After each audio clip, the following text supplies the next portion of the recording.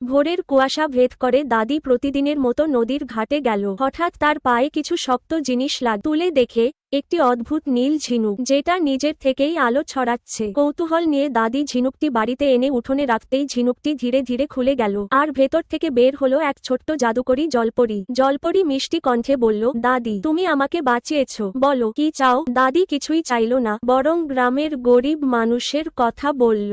জলপরি হাসল, আর তার হাত থেকে ঝরে পড়তে লাগলো ঝকমকে মুক্তোর মাছ।